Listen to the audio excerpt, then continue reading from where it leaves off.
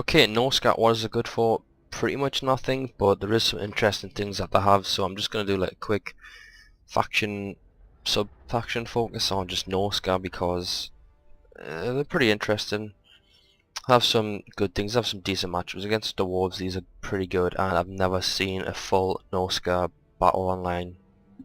So I thought I'd do like a quick faction focus just to, I don't know, see if more people start playing them because they're not as bad as you'd think, but biggest issue is that they're pretty much outmatched in every way against the more popular armies, and they're pretty expensive for what they actually do. So in terms of lords, really you could go for anyone, but Sigvald makes more sense considering he has the most connection to the Northern Wastes. So the only real alternative is either a Chaos Lord or the Sorcerers, because I guess these are just generic, not to mention they get dragons. So okay, against the Dwarves, it was actually pretty good because it can help you kill gyrocopters, which does do a lot of damage to Norsca. So, but Sigvald just, I don't know, just in terms of lore, Sigvald makes the most sense. Exalted Hero I don't really use. He does have a 50% chance to block missiles though, which is the trait that only the more elite Chaos units share, and pretty sure goblins, I should probably know that. Yeah, goblins, so a 50% chance to, where is it now? 50% chance to block missiles is pretty good, especially dwarves, because dwarves bring a lot of missiles, so put them on a manticore, it's going to make just killing cannons just that much easier, but I don't know, against Hammeras this thing is going to get absolutely smashed.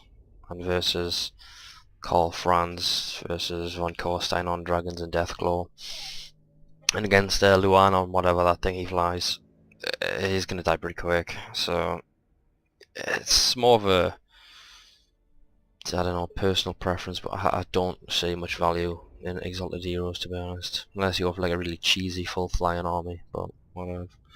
Um,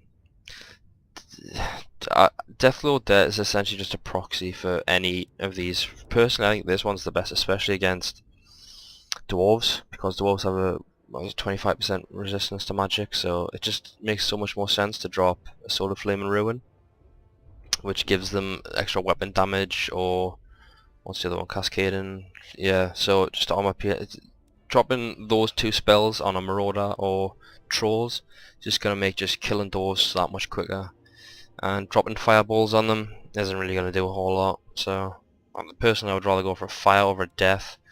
Metals are just, well, pretty crap. I don't see them doing terrible. Mutation, Golden Hounds, Glittering Robes, not good. Flicker Rust pretty good against dwarves. So is that. I mean, that pretty much makes dwarves useless. Yeah, probably go for fire.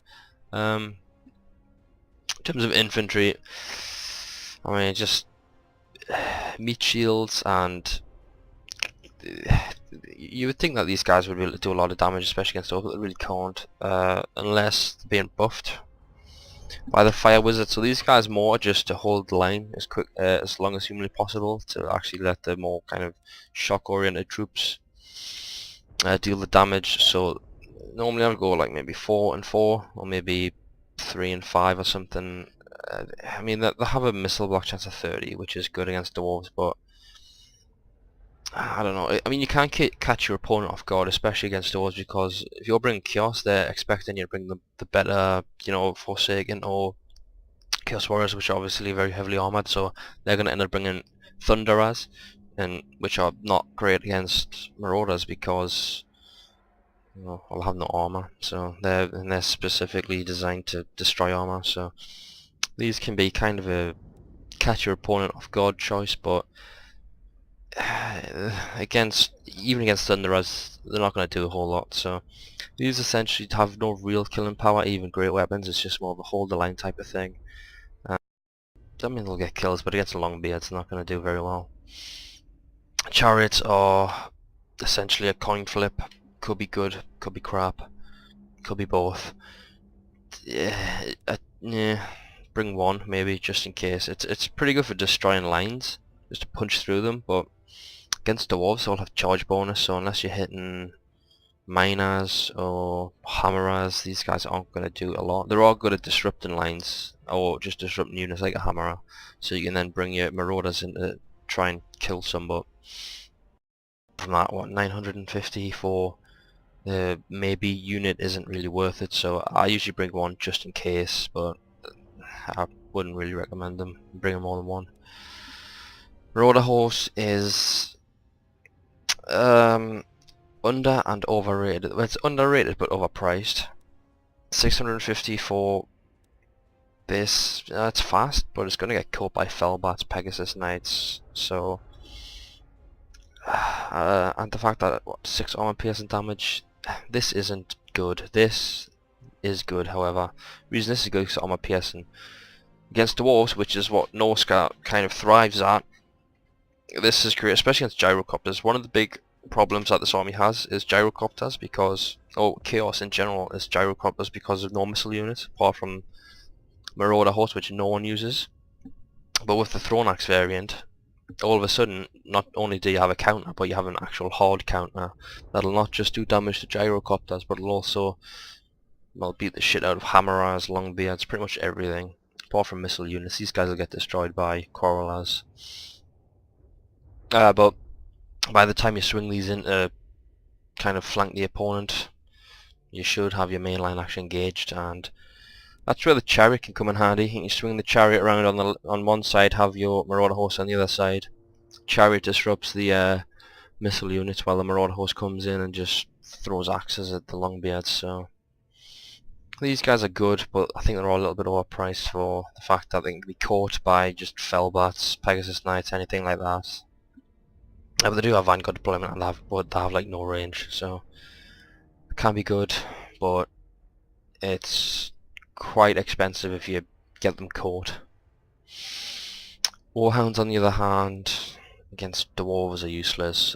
Otherwise I would only bring the poison ones. Reason is they have no armor piercing damage, so the only real thing that these hounds have is the fact that they're incredibly quick and that they have poison. So these guys are useless, even though they're a little bit, you know, like 50 less, so there's really no point in bringing these ones unless you just have 475 coins left, which, how did you do that? Poison ones are just going to be so much better, but against dwarves they're completely useless, even against fleeing troops. I mean, the fact that I have no armor piercing damage, just, and they're going to lose one-on-one with Thunderers and Quarrelers, especially if they have great weapons. So poison, good, but the fact that it has, like, I think it's like 1 armor piercing damage, 2 armor piercing damage, it's just not gonna do anything. And trolls, yeah. I mean, the thing is, these things rout quicker than night goblins, which is ironic and funny, but against dwarves they're going to do very well. Problem is leadership. I've no, I mean, they're rout quicker than goblins. It makes no sense. These guys are like 7 foot tall. They're like giant bone hammers. They're going to do a ton of damage, but against Quarrelers and Thunderers, these things are going to get absolutely murdered.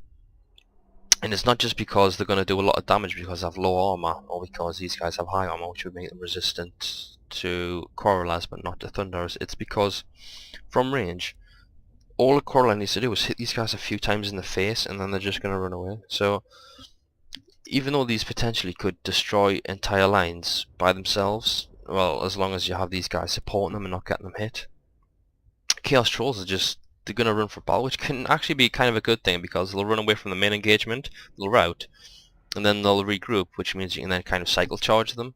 But at the same time, if you're trying to, in some grind fight where the slightest rout or chain rout or morale drop is going to either mean victory or defeat, having these guys, which are the main kind of damage dealer, just constantly routing and coming back isn't going to be too effective.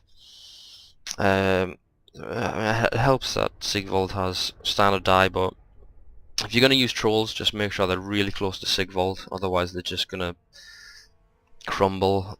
You could put them on the flanks, but the thing is that put them on the flanks is it's going to make them vulnerable to missiles. So, I mean, they're pretty quick, so they can get into the combat pretty fast, but I don't know. Trolls, usually if I'm bringing trolls, I'm bringing these ones, the armored ones.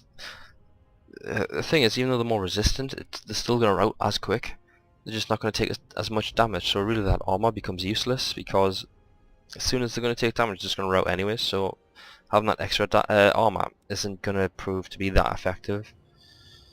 Especially when, okay, it gives me, if I have 2, it's going to give me an extra 300 coins I can either spend on upgrades or extra troops, so trolls are, you definitely need them, otherwise you have like no real killing power, but at the same time you have to be really careful with them. And if that's the big problem with gyrocopters, if you're going up against dwarves and the dwarf player has gyrocopters, as long as the gyrocopters just fire at your trolls, the game's pretty much done. There's nothing you can do. The longbeards are just going to be able to hold for too long, the hammers are going to smash through your lines, and the chariots are just going to get brought down eventually. Marauder horse will just get shot to pieces. So this army really depends on how long you can keep the trolls alive. Keep them alive for the entire game, you'll probably win. If they get killed up pretty quick, it's gonna have a bad time. So the sub-faction of Norsca is surprisingly good. It's just very kind of linear, and it relies a lot on how well your trolls affect the battle. If they affect them, if they get routed, they're not going to affect the battle at all. But if you can actually keep them alive and inside of these units, just kind of keep these as meat shields and have him just buff them every now and then with his leadership, aura, passive ability, and standard eye, it should go well. But against dwarves, all the other factions, Norsca is in trouble. So that was just a quick overview. I'll probably have a part 2, which is just like a battle showing you how you can, against dwarves specifically, because that's the only gameplays I can actually get is against dwarves. All the other ones I just get completely crumpled because these guys aren't reliable enough. So it'll be just a I'll just point some things out, some things that they do well, and some things that just went horrible. So that'll be a part 2, just adding extra substance to my explanation, I suppose. So this is part 1, I should have part 2 up soon.